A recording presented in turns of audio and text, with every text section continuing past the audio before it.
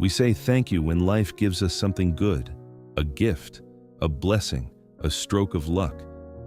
But what do we say when life gives us nothing at all, when our hands are empty and our hearts feel forgotten? Most people grow bitter in those moments. They grow angry. They stop noticing beauty. But there is another way, a quieter way, and it begins with a woman who said thank you to an empty basket. Long ago, in a poor village high in the mountains, there lived an old woman named Elira. She lived alone. Her husband had passed many winters before, and her small hut stood at the edge of the village, cold in the mornings, with a garden that never grew quite enough. Every day, Elira walked into the forest with an old woven basket, gathering berries, mushrooms, whatever herbs she could find. Her knees ached on the slopes, her back bent a little more each year. But every evening, no matter how little she brought home, she would whisper a quiet thank you.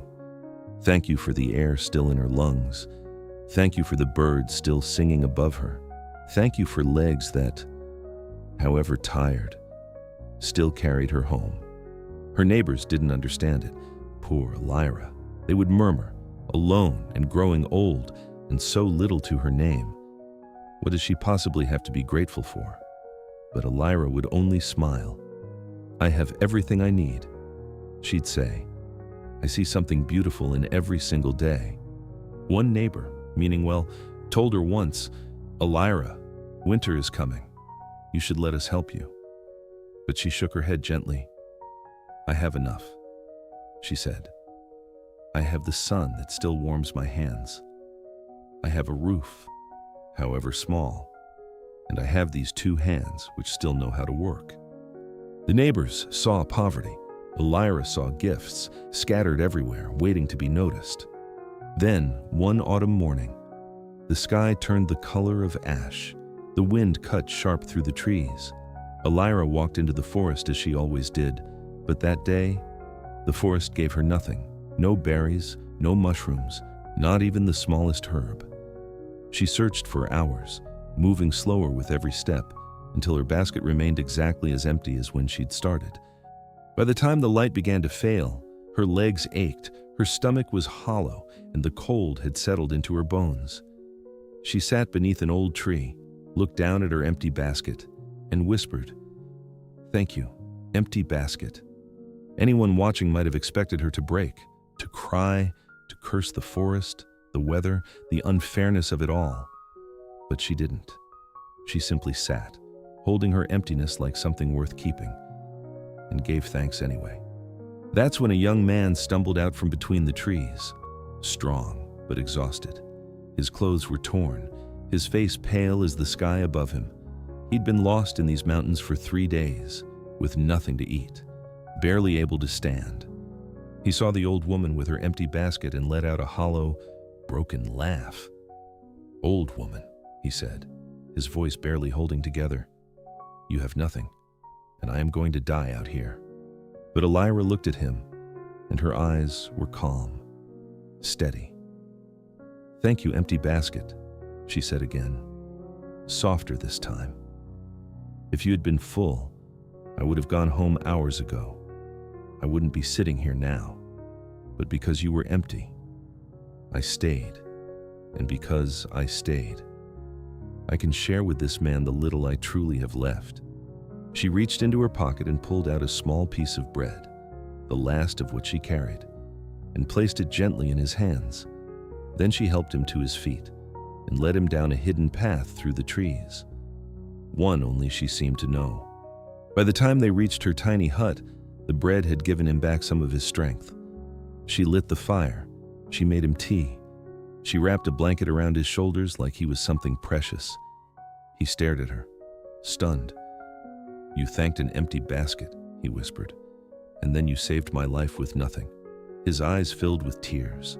He had never, in his whole life, met anyone like her. It turned out he wasn't simply a lost traveler. He was a merchant, a wealthy one, from a city far beyond the mountains. His caravan had been wrecked in a storm days before, his goods destroyed, his workers scattered to the wind.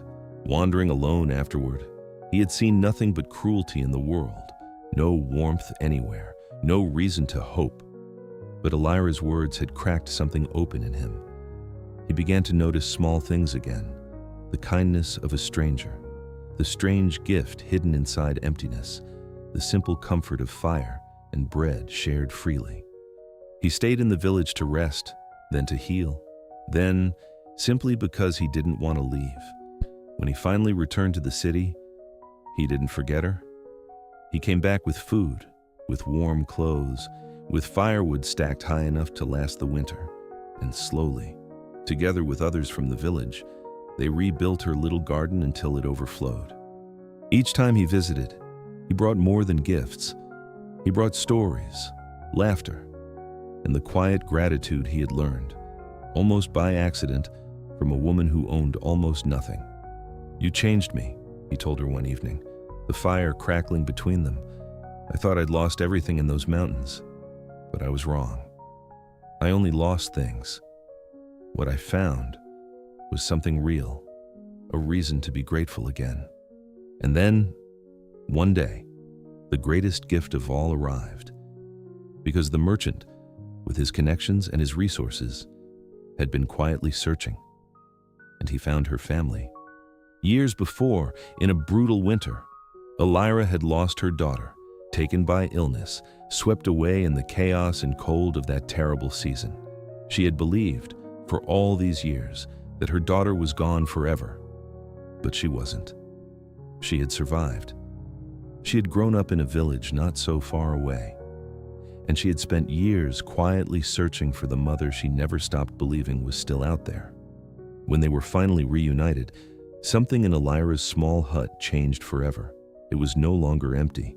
The garden grew full. The fire burned warm. Every single night, and all of it, every single piece of it, had unfolded from one quiet moment, one small whisper into the cold mountain air. "Thank you, empty basket." Here is the truth this story leaves behind. The more grateful you are, even for an empty basket, even for empty hands, even for what feels like nothing at all, the more beauty seems to find its way back to you. Gratitude doesn't wait for good fortune to arrive first. Gratitude makes room for it. It opens a space where rescue can happen, where friendship can take root, where hope can quietly return, even when you can't yet see how. Elira had nothing, and yet her gratitude filled the lives of everyone around her with warmth. The merchant had everything, and yet his heart held nothing but emptiness, until her gratitude reached him too. So if you're someone who feels, right now, like your hands are empty, like life has given you nothing to hold on to, remember Elira, remember the empty basket, because that emptiness isn't the end of your story. It might be exactly the space where your miracle begins. Many of us have felt this kind of emptiness at some point in our lives. This story reflects something universal, the quiet choice to be grateful, not after things get better, but before, as the very thing that makes them better. You don't wait for a reason to be thankful. You choose it. You choose it when your basket is full, and you choose it when your basket is empty. And somehow, that choice changes everything. What are you grateful for today? Even if it feels small, I'd love to know. Write it down in the comments below.